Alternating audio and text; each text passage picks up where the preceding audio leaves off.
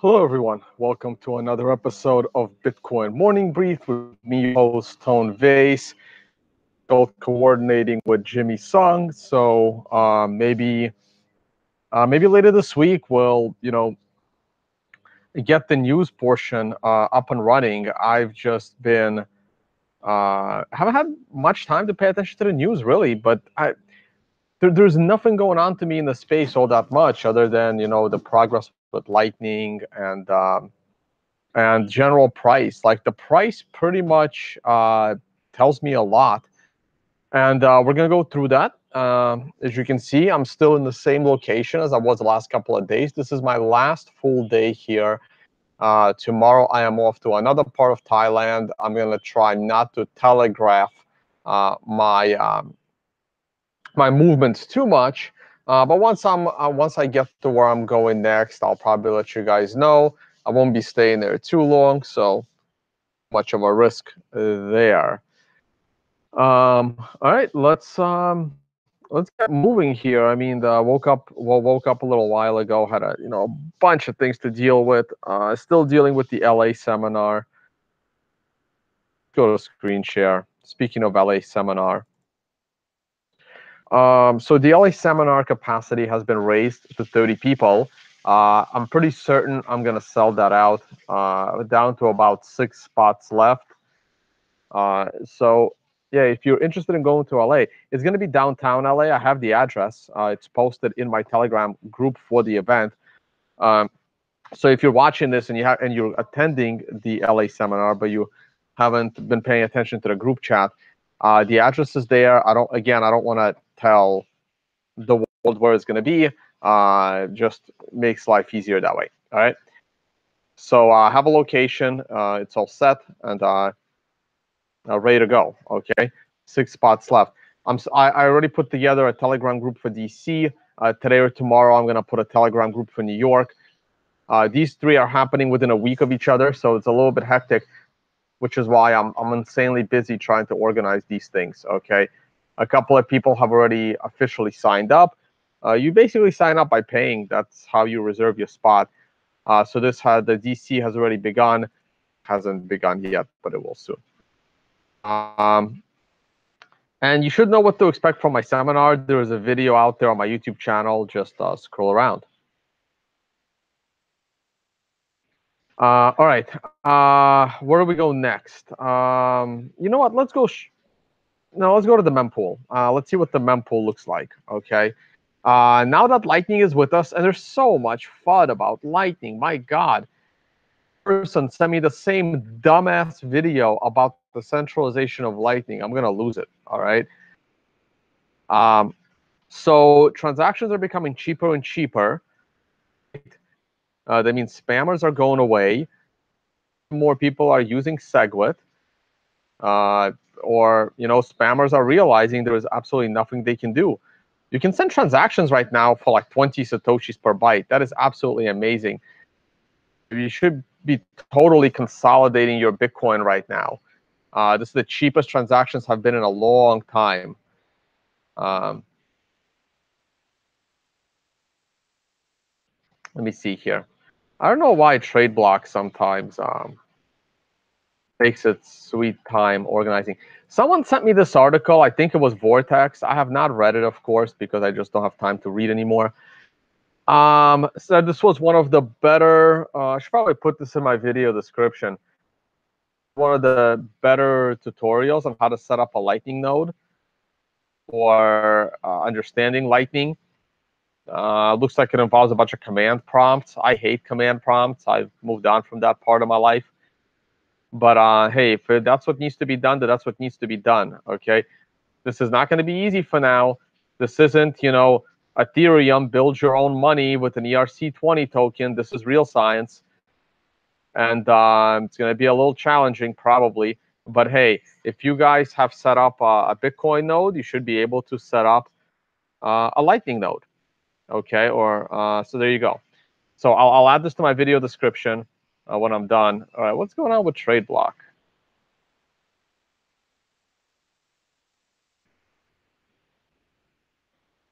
Come on, guys. There we go. Bitcoin. and we go live. Let's see what's going on in the mempool.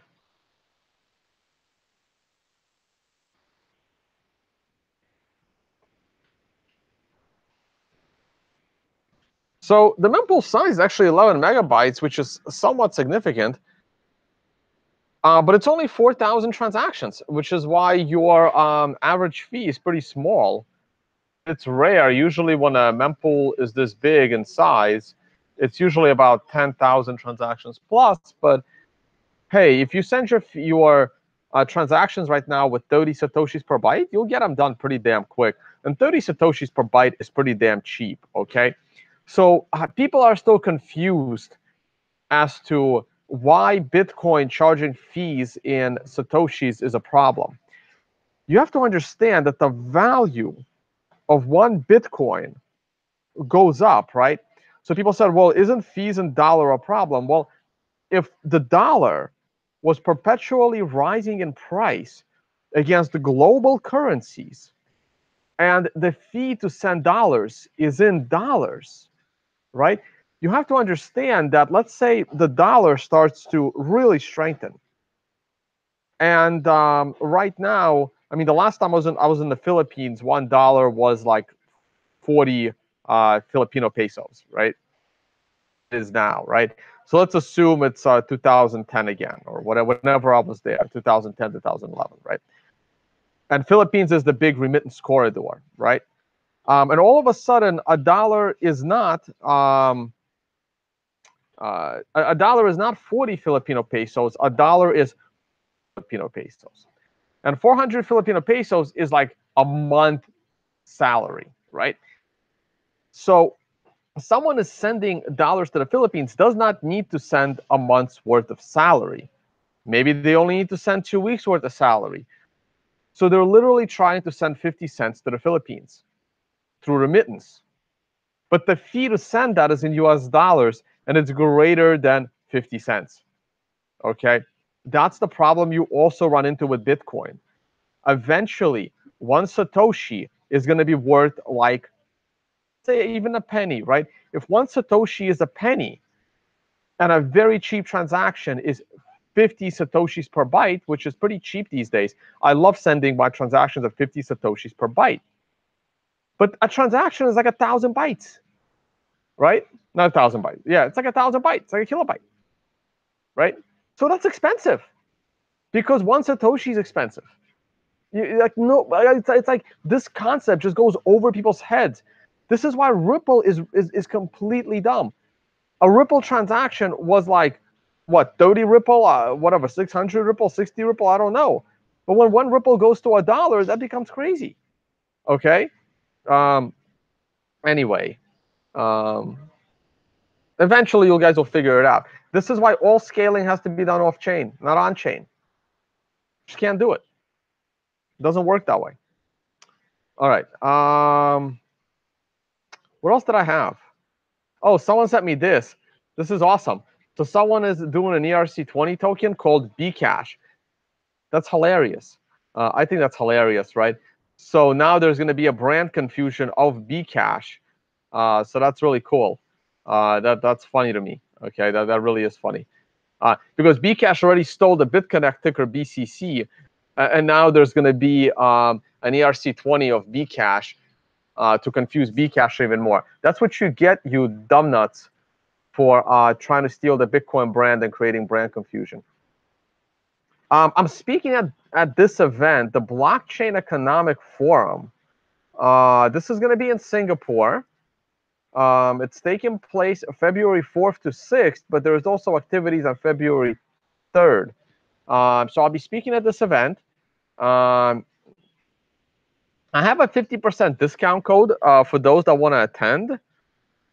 So I'm not sure where to get your tickets. Okay. So it's not cheap. It's not cheap, but so if you are, I'm speaking here, I think just on the last day. You have to check the agenda. But I have a 50% discount code for you guys. If I'm not going to make it public, but because I guess speaker privileges, I can hook you guys up. So so yeah, so go ahead and send me a message on Telegram. I'm tone based on Telegram. Might as well. It's already kind of somewhat public all over my website. So I know everyone is like antsy right now as the price continues to go up. 7,600 right now. Remain bearish, and this is what I wanted to explain in this video. I want to explain the difference between dead cat bounces and pullbacks and bull traps. And these concepts are important. So right now we're looking at the weekly chart of Bitcoin, and the weekly chart of Bitcoin remains in bearish territory. The weekly chart of Bitcoin crossed into bearish territory based on my metrics. The moment we fell below whatever this line is, coordinates, 12,821. Okay, I should probably 8,000. Sorry, 12,800 was the low, right? So I should adjust this line. Let me make it official. 8,000. Sorry, 12,799. 1,799. Whoa, 12,799. Okay. This is when Bitcoin long-term weekly view went bearish, right here, right below this line. Okay. As long as we stay below this line, Bitcoin is bearish. There are other metrics, right? But for now, considering we are below 12,800, but above 10,000, as long as we're in this vicinity, we're just bearish. Okay. I'll let you know when the weekly turns bullish to me. Okay. Not the only trader out there. There's others. Okay. There's nothing more I can say here. We are on a red 3. But this red 3 is different than this red 3 that we had in September, the week of September 25th. These are weekly candles, guys. What happened in September is we had a price flip where the counts went from green to red. And if you have no idea what these counts do, you have to go to Learn Trading of Liberty Life Trail website, and it's fully explained in section 6. But you better be an expert at section 1 to 5, or you will lose all of your money. So the last time our counts went bearish, we never had a week with a red number on top of it that traded below the prior week. The last time that happened was all the way back here in July. And there was the last time I had a red line for a bearish trade was at 2,400, and we crashed quickly to 1,800, where I called a perfect buy at the time. It was much easier to predict the price of Bitcoin back then than it is now. All right, next. Because was trading prior lower than the first week of January, the weekly chart went bearish. This week, we're not as bearish as last week, but we're still bearish. Okay, let's go to daily. Daily is where all the action takes place. Oh, let me turn off the volume on my phone. Things get kind of crazy otherwise.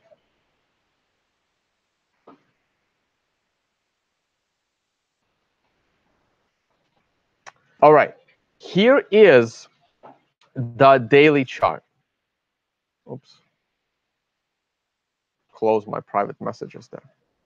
So, let me get straight to the point. I want to explain the difference between a bull trap and a pullback, dead cat bounce. Like a pullback is usually what you call when the price was going up and then it takes a break to the downside. A dead cat bounce is the term used when the price has been going down up a little bit before resuming the downtrend. That is known as a dead cat bounce, but it's also called, a pullback to the upside. Okay, let's talk about the differences here. And I explained, me having struggles trying to time the $20,000 top. In hindsight, everybody will say the market fell the day the future started trading. Maybe I should have realized that. I didn't, whatever. It should, shit happens. It's trading. Welcome to trading, guys. You're going to make mistakes. I will also make mistakes. Down and we fall hard. 20,000 to 10,000. 1, 2, 3, 4, 5, 6. 6 days. In 6 days, from 20,000 to 10,000. 50% fall in a week. Okay, imagine if the S&P 500 did that. 50% fall in a week. I mean, there would be blood on the streets, literally. And then we bounce and make a lower high right here at the very end of December. We then go and make a lower closing low on December 30th, being held up by the 50-day moving average, while making a higher intraday high. This is what allows us to start making a symmetric triangle. Then we go up and make a higher high on January 6th. We go all the way to just under 18,000, with the prior high being in the vicinity of 16,000. Right here, I'm going to make this purple, I guess. This area here is the bull trap. That's the bull trap.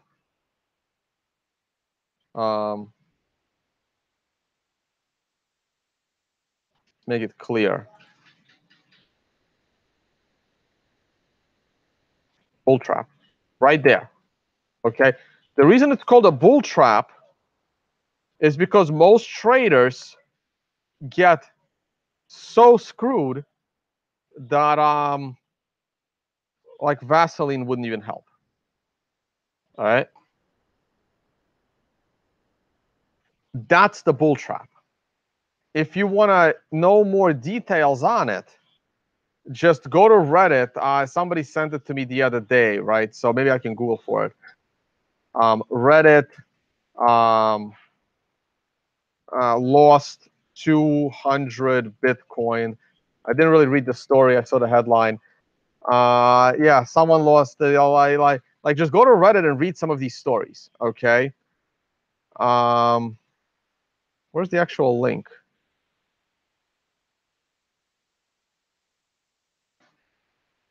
Like I want. Here it is, right? So a guy like explains how he in the bull market he went from 3 Bitcoin to 200 Bitcoin, and then he explains the steps of how his 200 Bitcoin was even 300 at one point. I think he mentions that right there, and then he turned that into 0 Bitcoin in about a month and a half.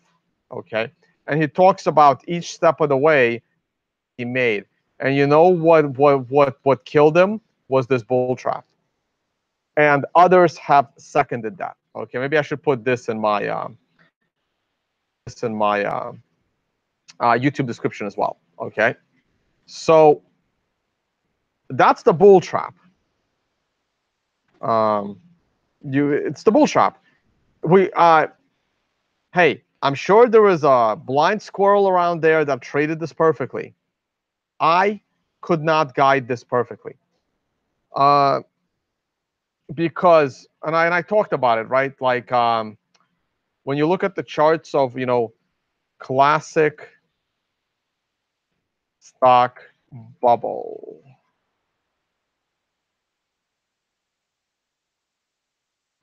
it's this part here. This is the bull trap. I don't know why it's called return to range. And this is not the bull trap. I mean, I hate this terminology, right? This is the bull trap. Because your bullish trade here, there's very good money to be made on this run up, right? So I really hate this terminology. The bull trap is right here when you think you're going back up and it's just another dip, right? Like yeah, that's a bear trap, right? This is a bear trap, not a bull trap. Well, like I hate this picture sometimes. Like it's the terminology. I think terminology is terrible. Like, how is this a bear trap, but this a bull trap? It's exactly the same thing. Like, you have no idea if this bear trap point is this point higher, and this was this, or like, because this thing repeats constantly. So I really hate this terminology, right? Um, anyway, let me. All right, I have to get back into Zen mode of beautiful Thailand here. Um, Silly, right? This was like Bitcoin. um, like, like, that's not a bull trap, guys. The bull trap is here. The bull trap is here. That's your bull trap. The problem that the stock market does, you don't know if that point is here or there, right? When this high gets broken, you assume that this is not the top, and you go higher, because this was supposed to be the bull trap, and you went higher. Anyway, turns, and this is why I adjusted the yellow triangle. You see it here. Let me zoom this in. I adjusted the yellow triangle. I made it bigger. So the bull trap was on January 6th for the audio podcasters, when we went to 18,000. Then we start to go lower. Once we come back, we now have 1, 2, and 3. You know what? I might have drawn my triangle incorrectly. I think my triangle should really potentially be here. Let me see how this looks.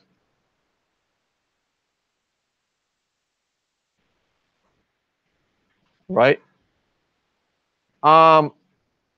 Metric triangle there. But now I'm turning it into a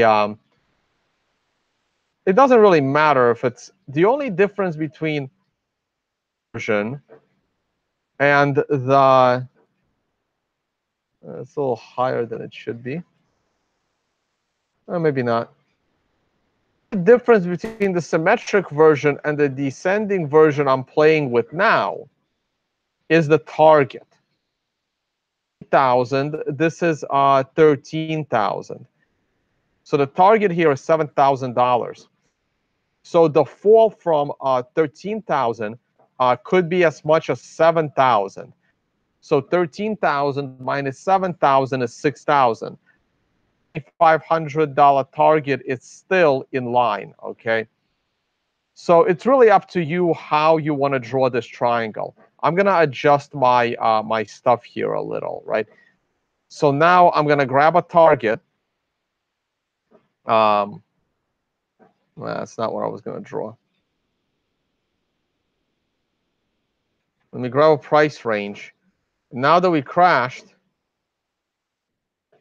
I mean, I think a $5,000 fall is enough, right? I mean, the real target is lower. The real target is like 7,000 down, or 6,000 down, I should say. Yeah, 7,000 down.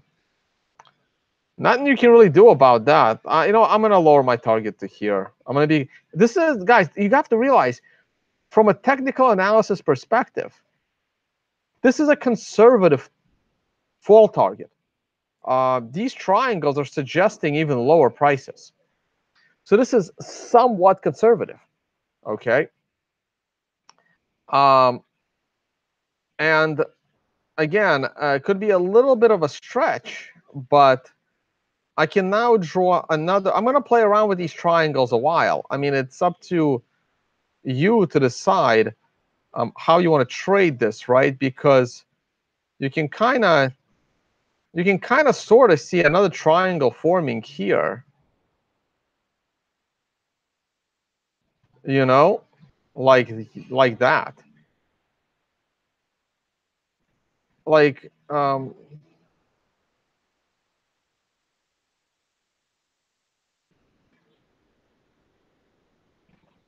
these lines straight? Or yeah, I hope so.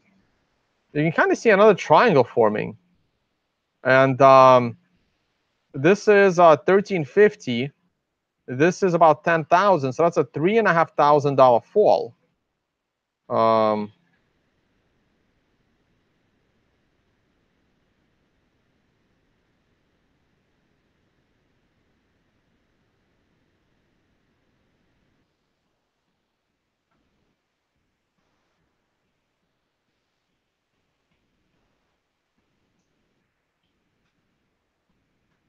right. So this is only 2,000. Like these are conservative targets. It's just technical analysis. It has nothing to do with the fundamental of anything in Bitcoin, right? And those are like conservative targets because it should really be lower than that, right? Because that's a $3,000 candle. The oh, hold on, too many things on the screen here. So if I put my cursor on this candle, you can see this is the candle of January 16th. The opening of this candle is 13,600. The low of this candle is just under 10,000. That's a $3,500 candle, right? So the official textbook target, if this triangle breaks to the downside, is $3,500, taking you down to 6K, which ironically is the $7,000 drop from here, right? You know, like it's almost the same thing. Jesus. Like I'm gonna stick with like I'm gonna be optimistic here with my targets because I feel that 7,500 is where we're supposed to top to begin with. So I really hope that we come back here. And I keep in mind, had see this candle here, this 913 candle that took place on December 3rd. If only this was the high for the year and not 20,000, then a pullback to 7,500 would have been so perfect. It would have been in the 50-day moving average vicinity. It would have caught up to the 200-day moving average, even though that's a 128-day moving average because it was working so well. Like a lot better things would have happened here. But now, because we went all the way to 20,000, momentum is now really, really like scary, right? Because if we fall one more time, people are going to start to panic. This bull trap was nasty, guys. It was nasty, especially in hindsight. So you can also play around with this triangle, right? You can raise it. Maybe it's this triangle where you don't really count the wicks. Oops. Maybe this is the triangle, right? If this is the triangle, then the target moves up. Then the target becomes more reasonable. The opening of this candle, the opening of this candle on January 16 is wait, 13.6, and the close is 11,000. So now it's a $2,500 fall, right? So this becomes more reasonable. So $2,500 fall is here. I don't know what the best way to draw this triangle is. I don't. I'm gonna say, since we already visited 10,000 4 times since January 16, that it makes more sense to use the wicks than the bottom of the candles. But this is totally arbitrary and totally debatable, okay? So now this bounce is not a bull trap, and this is the difference. In order to have a true bull trap, you have to go above the prior swing high for the breakout traders to get in. You are not above the swing high. The prior swing high is just under 13,000, which is the triangle breakdown support line. Okay. So for now, for the time being, this is simply a dead cat bounce in a downtrend. Okay. And If we go above this new triangle that I just drew, if we go above 12,000, we start getting into this double top area of 13,000, or like 12,800, right? Then if we can get above that, we still have resistance, because on this initial swing from 9,200 up to 13,000, we still came up short of the symmetric triangle breakout. We also came up short of a full 50-day moving average retest. We also came up short of the initial Fibonacci retracement line. So we still have all this insane resistance made it back to. So if we go back above 12,000 or 13,000, you still have major resistance in the 14,000 area, which is, again, not as bull trappy. I'm making up financial terms here. Not as bull trapped as you were here, because here in January 6th, when we went above the $16,000 high and into the $18,000 high, there was no resistance anywhere there, other than the double top, which I would have been 100% certain we were going to break. So at this point, this is like the weakest point after a bull run. That's the true bull trap.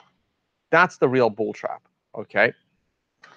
You're not going to have this again until between 18,000 and 20,000, right? Because even if you go all the way back to 15,000, you're in the area of resistance and a lower high than the prior bull trap, and you can start to draw this massive downward trend line. Kind of like on the weekly chart, if I zoom all the way out, you had this. Wow, this chart is really getting. Hold on. You had this massive trend line on a weekly chart. On a daily, it looks even crazier, right? So you start to make these lower highs, right, like that. Anyway, let's go back to daily. I'm not even looking at the numerical indicator. I'm just looking at traditional trading. I should probably, like, eliminate it so it's not even visible. That's your bull trap, guys. I'm sorry I didn't draw this. I did not see this at the time, and I know I'm kind of drawing it now, like a month late. But again, I've been busy. I don't look at charts all day, right? But I'm sure someone pointed out what a bull trap this is. Okay, that's nasty. All right. The next time you can have a bull trap is here. If we go to, let's say, 19,000 and make a lower high in the middle of nowhere with no resistance. But right now, this will remain a dead cat bounce in a downtrend because we are officially in a downtrend. We still have support. We can still bounce. But statistically speaking, you are way more likely to go down than up.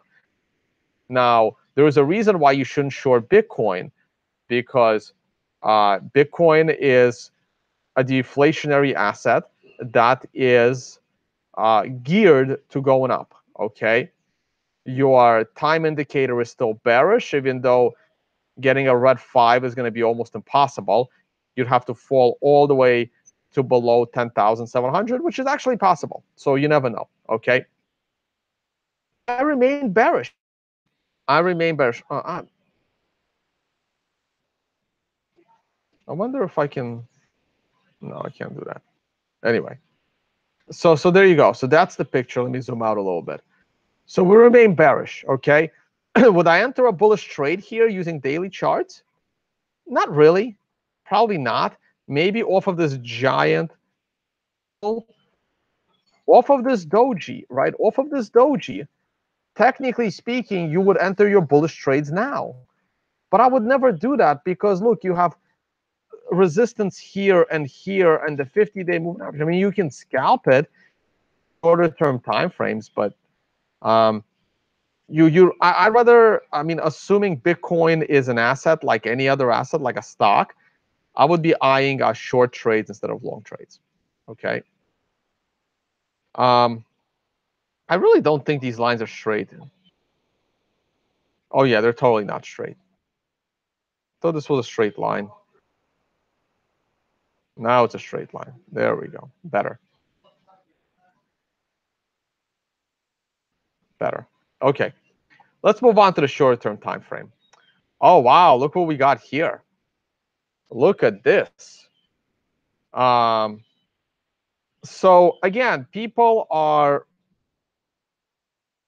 you know, I mean, everyone's going to talk about how wrong I am, and I'm occasionally wrong. Let me adjust this.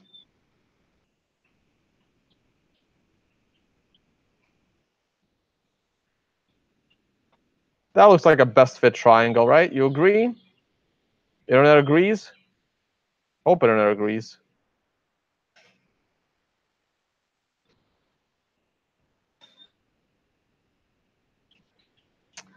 Beautiful symmetric triangle. Okay, guys, so look at what happened the last time we had a 4-hour 9 with the red arrow. Look at what's happening right now. Now, of course, this trend line, the top of the triangle, didn't exist back then, right? It exists now. Line is resistance. You just went up above the 50-period moving average. You just went up above the 50-period moving average. This is not a full reversal candle yet. 5 minutes. Don't mess with the 9s. If you were going to enter this bullish trade, the bearish trade was below this red line. Never went below the red line. So the bearish were active. Where in hindsight, if you used the time indicator, where was the bullish trade? Well, this was almost a 9 helping you. Unfortunately, it was not down here. Difficult. But hey, if you're not new to my channel, and I'm actually curious how many people are watching me live right now. Over 1,000. Thank you, guys. If you're not new to my channel, your bullish entry, if you dared to do so, would have been right at this blue line, right? This blue line was actually my most likely stop loss line upon end or something. That's what I usually do in blue. So I'm not sure what that line is, but hey, Blue Core, thanks for the tip. Let me read what you have to say, and then I'll continue. Might I request a quick look of the Monero chart? Sure. Yeah, sure. Why not? I like you, Blue Core. Been a big supporter. We'll take a look at Monero when I'm eventually done yapping about Bitcoin. Stick around. If you wanted to trade the dead cat bounce, off of the 4-hour chart, your entry would have been right here when this 4 candle starts trading above the 3 candle. I usually don't like going in on 5s. I consider that a missed move. Too late. Your exit is now. Your exit is now if you went long here off of this metric. Okay. Now, my consulting clients that have this indicator and are, in a chat group talking with themselves about it, I'm rarely there. I occasionally throw a heads up. I threw a heads up this morning. Well, my morning, I'm in Asia. Hey, there was a 9 on the 4-hour. Act accordingly. Because everyone in there knows what to do, or you better know what to do, or my education is useless. So I am looking for a 1 to 4-hour correction and then potentially up. But I don't see how this 9 is any different than this 9. The entry on this 9, the preemptive strike was here the moment you go below the doji. That's a trading strategy. On the counts, when the red 2 goes below a red 1, you could have also entered here on the price flip off of the doji. I mean, you combine things. You combine your knowledge. So let's see if we get a reversal candle. Is this thing ticking or what? Yeah. Let's see if we get a reversal candle. And the moment you go below this doji, if it's a doji, still have 40 minutes to go. Short entry, you go back below the 50-period moving average. Okay. Finally, let's look at the hourly chart.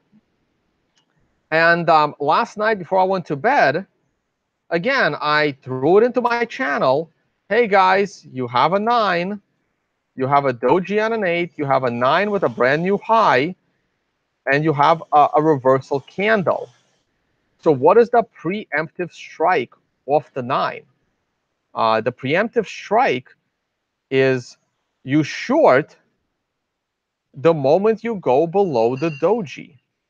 That's a traditional trading strategy, okay? Where's your stop loss? Your initial stop loss is here.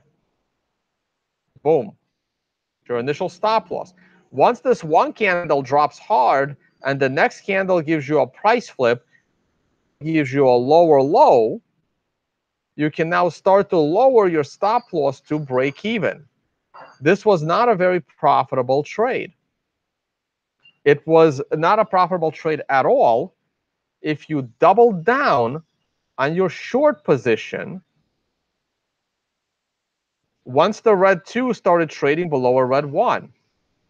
Would a trader have doubled down when the red 2 started trading below a red 1? The answer is maybe. The reason the answer is maybe is because by New York time, this is the January 24th at noon. If you go to that one level time frame up, January 24th at noon or at 12 is in a 7 candle to the upside. So your 4 hour is still bullish. Your 9 sell on the 1 hour takes place at the very top of the 6 candle on the 4 hour. But you're still in an uptrend. And like I said, on the 4 hour, there was a bullish trade here. On the 1 hour, you have a bearish trade here. So your 1 hour short is up against a 4 hour long, which is a problem. Likely outcome from this 9 is a 1 to 4 candle correction and then higher. Now, how much higher can we go? We're on a 6, which just disappeared. We're on a 6 countdown to 13. So this 13 is going to happen in the vicinity of the 4 hour 9. So I would say the current 1 hour 9 is actually stronger for a short play than the last 1 hour 9, sorry. Because now we're in line with a 4 hour 9 and resistance coming up. So somewhere in this vicinity of 11,500 to 11,750, you have a pretty good opportunity to short from a probabilistic perspective. Okay? It's not my fault Bitcoin is this volatile. You got to lower your leverage and set bigger stops, guys. So there you go. So what am I looking for? I'm looking for going on and on and on. I'm looking for correction here, and I'm looking for a correction here from this vicinity. You know, back to the bottom of the triangle. There you go. There's your 4 hour look. All right. All right, Monero.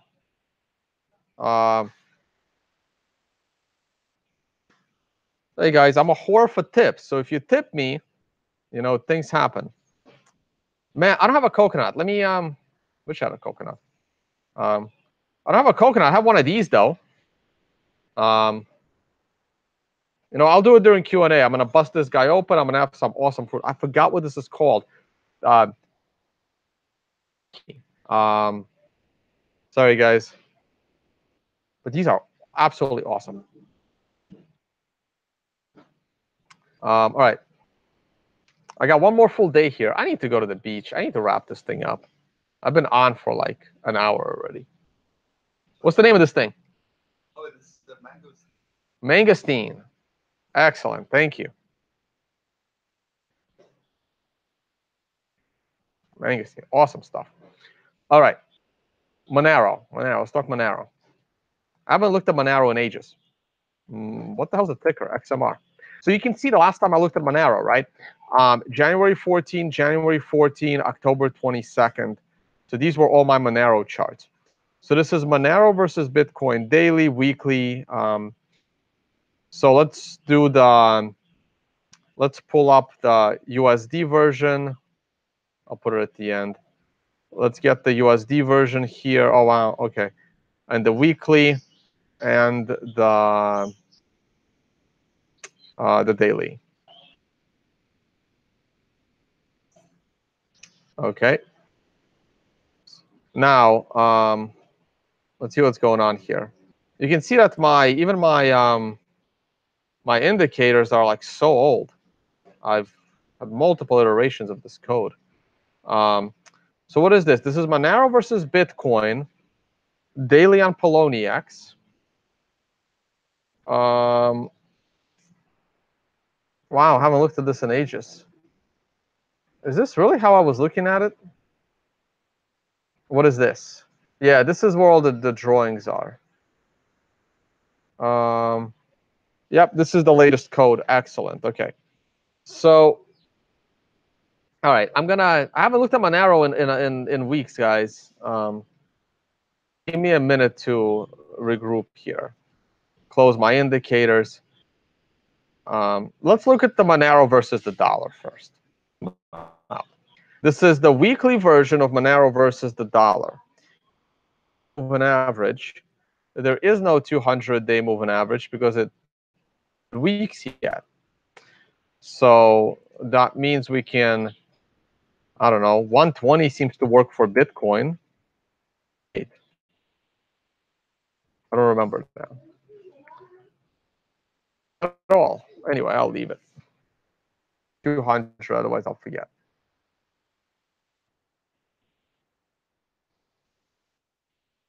Well, my arrows were somewhat accurate back in the day, weren't they? So what do we see in Monero on the US dollar chart? 10. Now, I hate the situation where you have a reversal candle making a high, and then you go higher on the close, making a lower candle, right? So what you can do here is you can take a triangle,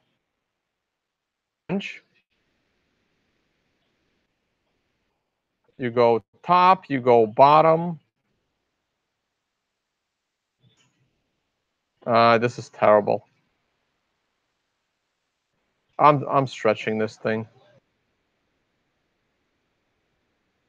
Scratch that.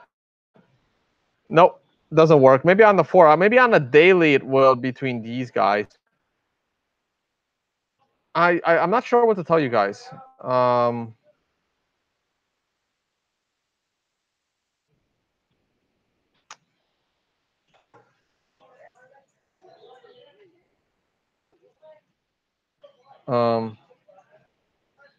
I mean, you're in a box, right? The most likely outcome of this box is a breakout to the upside. Already spend a bunch of time near the top. In dollar terms, who cares about dollar terms? All that matters is versus Bitcoin. And Monero versus Bitcoin is actually looking really, really good. We had this giant triangle, and we fell out of the triangle. This is a bear trap. This is a bull trap. I mean, Monero was a complete disaster to trade. This is why you have to learn trading, guys. Or you're gonna be like that guy that goes from 0 Bitcoin to 200, from 3 Bitcoin to 300 Bitcoin to 0 Bitcoin. This is a bear trap. First bear trap.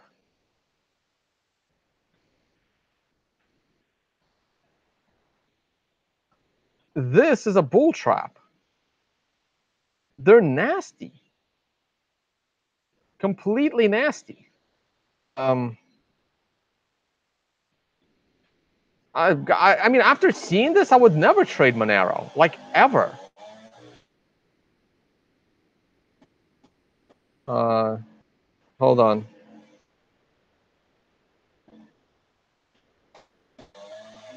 Oh man, I should put it there.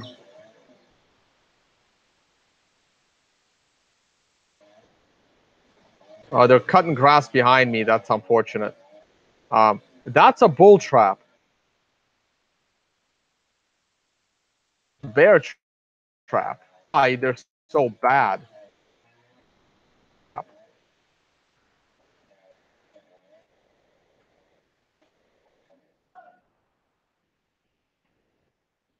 This is a shittier bear trap.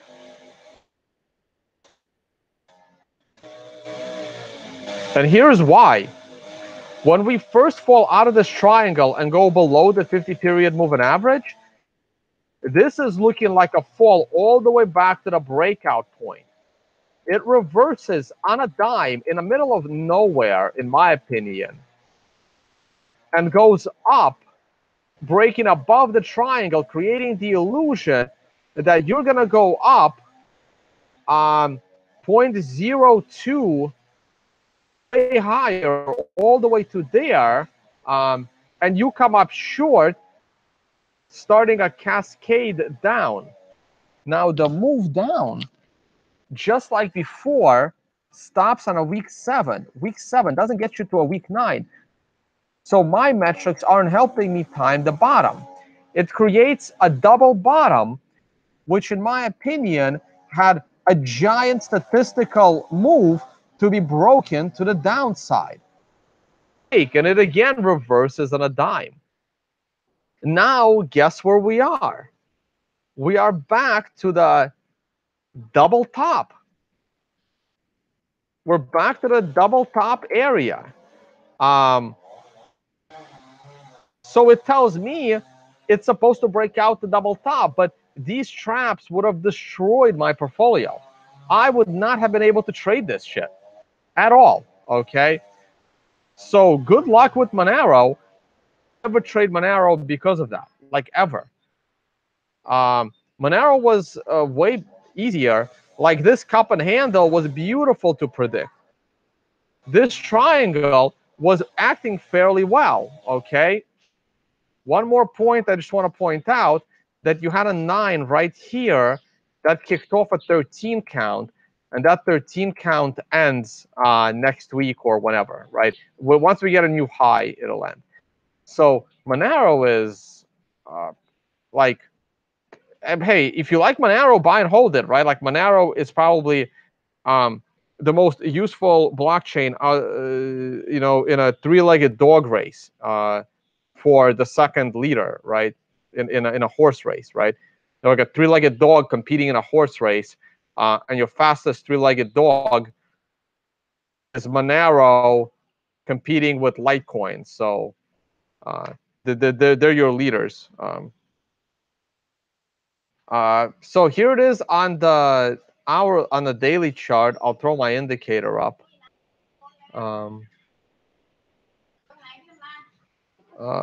My scripts back test. I'll see if there's anything here, but it doesn't look like it. You had the golden cross on the daily, so that's good. Unless there was a 9 here or here. Go to settings, background, indicators. I mean, there was a 9 here when the candle started. It just closed on a price flip. Pretty much a 9. If you looked at this candle in the beginning of the day, it was a perfected 9 even. Just closed the day just under this. If I go to a different exchange, this might be a 9. So, I don't know. There's no bearish trade. It's neutral on the daily. So there's your Monero, guys. All right, let's do Q&A. I'm not going to talk about Litecoin today. Maybe next time. Let's get some questions, man.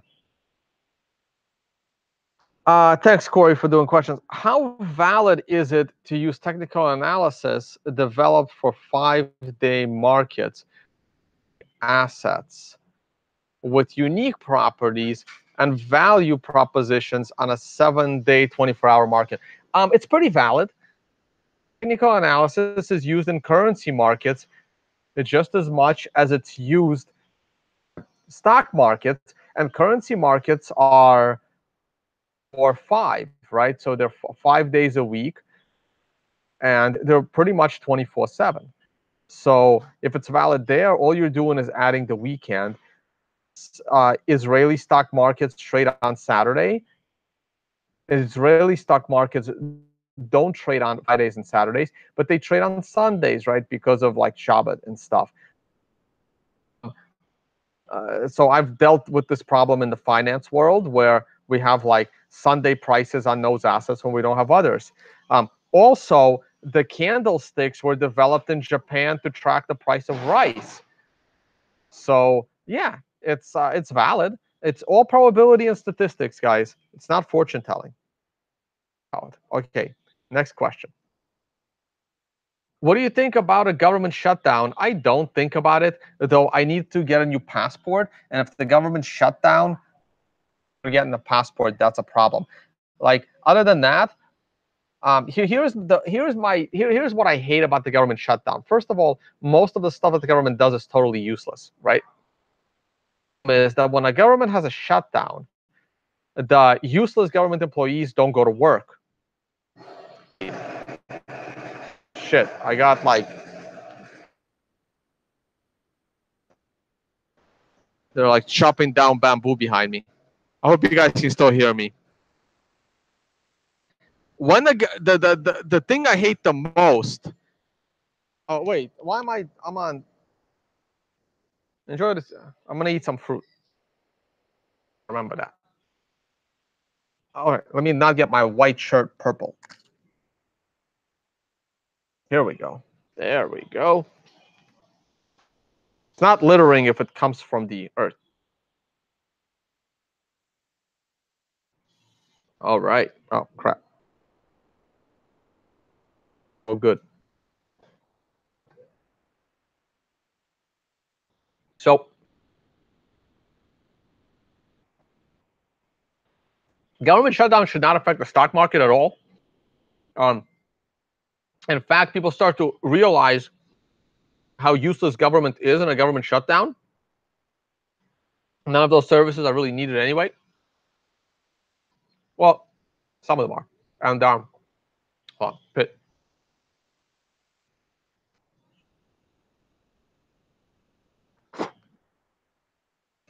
More here. So here, you can see what's going on behind me there.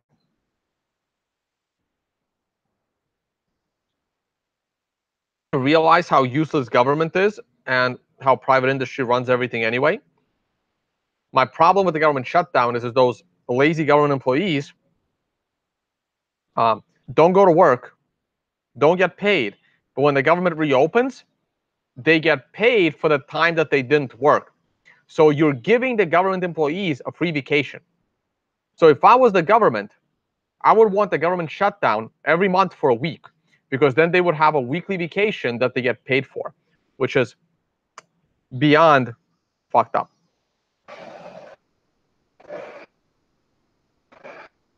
All right, next.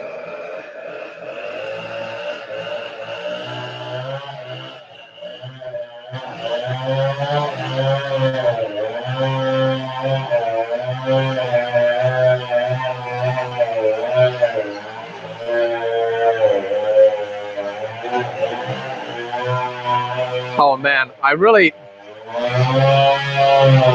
Hold on, I think I have to wait for the. Ow.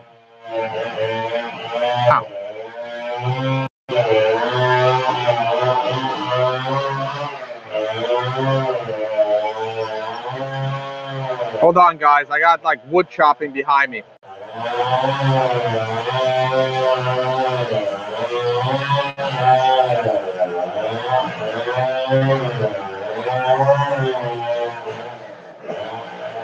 Hopefully they'll stop soon.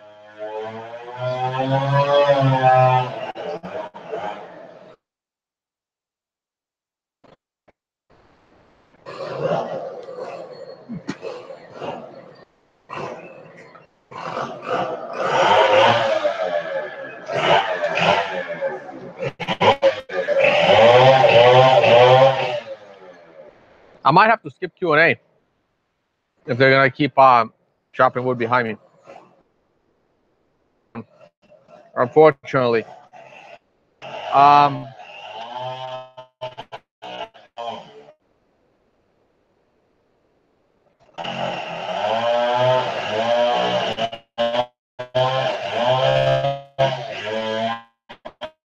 I guess I can go indoors.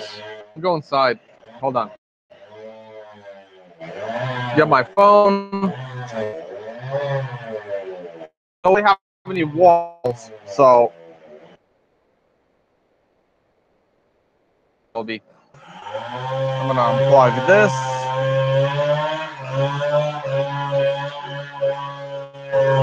And I got like multiple monitors and a camera and a microphone.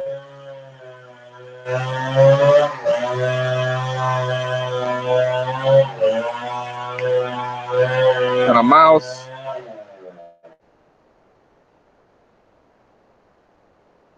Oh, they're done. No, nope, they're not done. All right, hold on. I'm going inside. I'm already losing a bunch of people. Oh, now they stopped. Shit. Just when I was getting up. All right, let's see. Maybe they'll stop for a little while. All right, questions. All right, here we go. I don't think they're finished, but oh Jesus! All right, I'm going inside.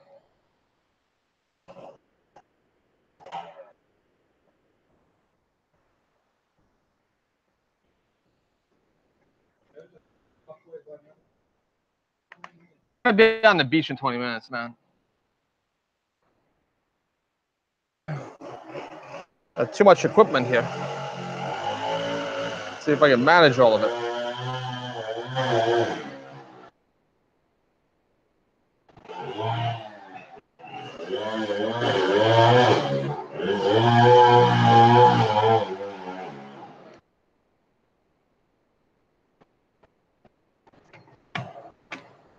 All right. So,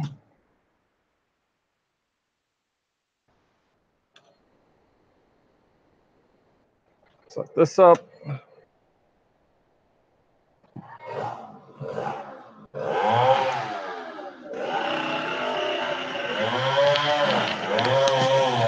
I don't. This may or may not make any difference at all, actually. Hold on.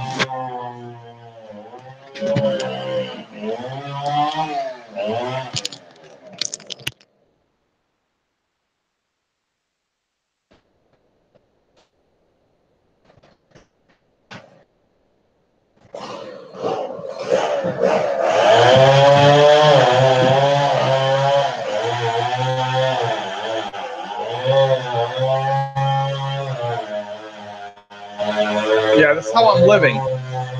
That's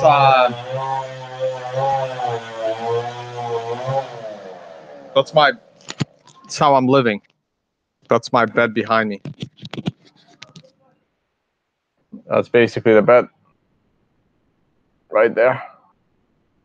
All right.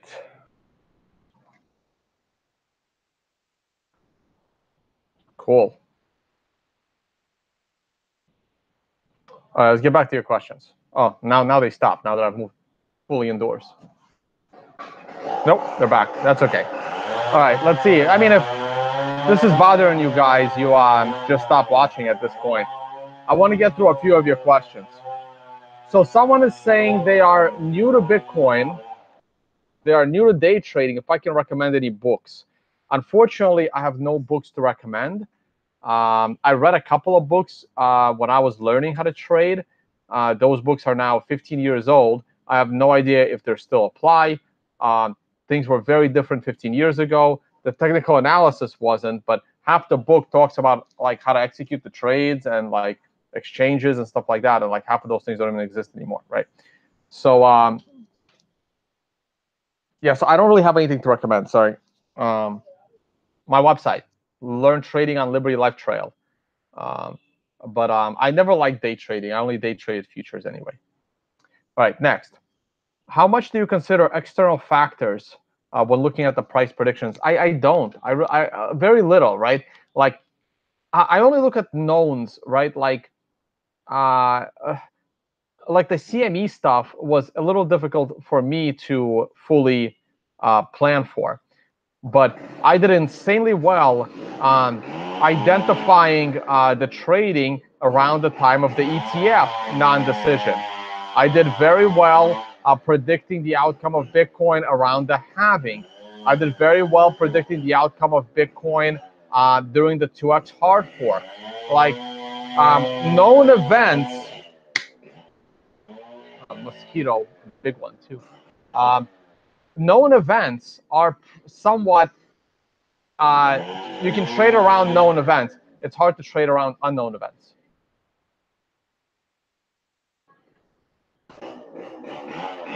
I do not think we're going to be down to 7,500 by tomorrow. Sorry. I think it'll take a little more time than that. Yeah, fundamentals change QA all the time. TA, I mean. Fundamentals change TA all the time. TA just gives you the best probability on the outcome, and every minute of every day there is more and more information.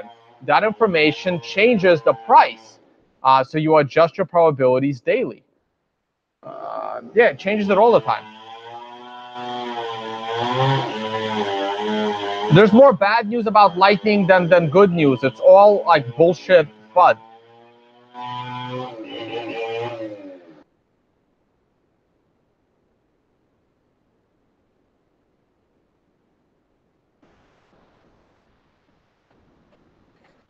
Huh. I didn't know 50 Cent had 700 Bitcoins. Good for him. Well, 50 Cent legal troubles since he recently publicly acknowledged having 700 Bitcoins when he has claimed to be broke in the past when being sued in court. Yeah, that's a problem. That's going to be a giant problem for 50 Cent, and here's why. If 50 Cent publicly admitted that he has 700 Bitcoin at $10,000 a Bitcoin, that is $7 million. Okay. If the judge that's presiding your case believes that you are hiding $7 million out the lawsuit, he can put you in prison for the rest of your life. 14 months at a time, right? He can put you in prison for 14 months on a contempt of court charge. No jury, no trial. Basically, have one of those little hammers, and he's gonna go, boom, out, giving me your private key so I can pass it on to the person you owe money to. This is how contempt of court works. If the judge feels that you are lying or withholding evidence, or assets, especially assets, the judge can put you in prison without a trial until you give up those assets. Cent lost his private key, but the judge doesn't believe him. 50 Cent can literally spend the rest of his life in prison, and there will be nothing he can do about it. Just go Google the Martin Armstrong story, who almost spent the rest of his life in prison on something like this by not giving up the code that he wrote. So that's kind of how it works, which is why the first rule of Bitcoin is you don't talk about your Bitcoin unless you're, like this idiot here. So there you go.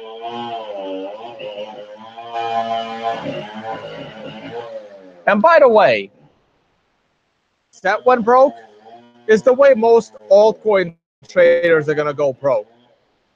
To handle money. All right, next.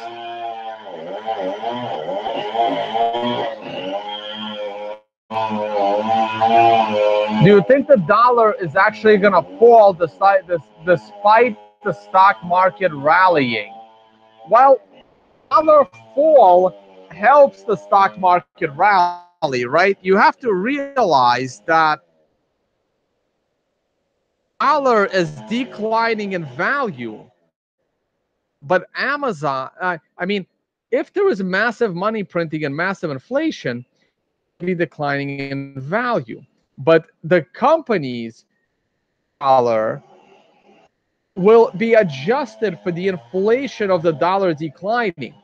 Like, for example, one of the best performing stock markets in the world the last 10 years has been Zimbabwe.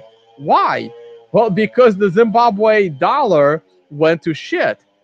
But the company still exports something useful. Maybe, I don't know what they're exporting out of Zimbabwe, but they're exporting. If a company is exporting something useful out of Zimbabwe, a company from a global perspective should not change.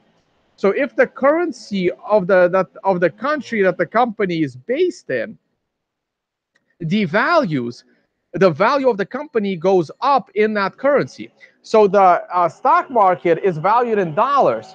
So if the US dollar starts to go down rapidly, the stock market needs to go up rapidly to make up for that. I explained this in yesterday's video when I was talking about gold and how the price rise of gold is probably 90% due to the decline in the dollar, not the demand for gold. Decline in the dollar turns into the appreciation of the dollar. Gold is going to get completely annihilated in price.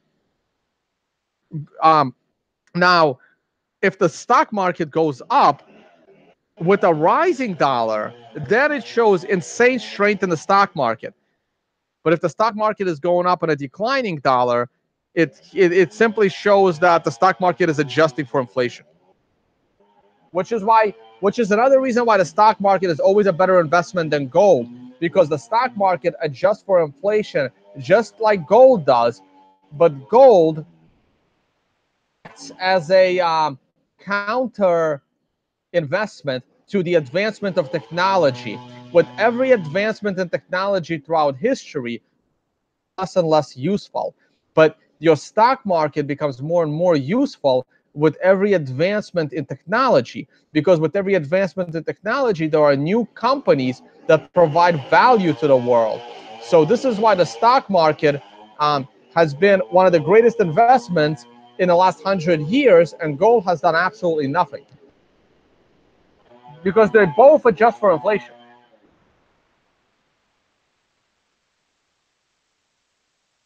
What's the next catalyst for Bitcoin? Good question. I don't know, the realization that Ethereum's a scam. That's the next catalyst. The altcoin bubble.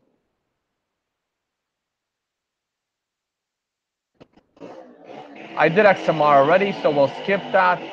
Which technique do you use for a stop loss, trailing stop loss? I've already shown this many times. Also, what the person that asked that, go watch the video Intro to Trading. It's still public for a limited time. All right, guys, I think that's enough. This is getting annoying. I want to go to the beach. I'll talk to you all later. Good luck with your trading. I'm going to do a final glance at the price of Bitcoin. We're still at a 9 candle for another 8. We're at the top of this triangle chart. I am looking for at least a short-term pullback any minute. On the hourly, so please trade accordingly. I'm not shilling my affiliate codes today. Please check out the description of my video for affiliates and discounts. Check out my website for my next trading seminars. So hit me up on Telegram if you want to spot DC or New York over the month of February for my trading seminar. You can find me on Telegram as Tone Base. I don't reply to everyone, only if I have to. All right, guys, talk to you all later.